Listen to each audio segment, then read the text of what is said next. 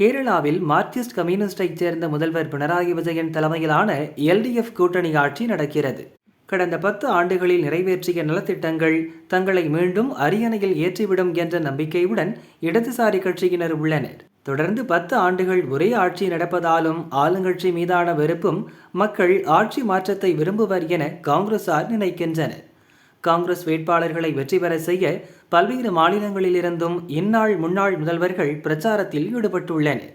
அந்த வகையில் சமீபத்தில் கேரளாவில் பிரச்சாரம் செய்த காங்கிரஸைச் சேர்ந்த ராஜஸ்தான் முன்னாள் முதல்வர் அசோக் கெலாட் கேரளாவில் செயல்படுத்தப்படும் சுகாதார திட்டங்களை கடுமையாக விமர்சித்து பேசினார்.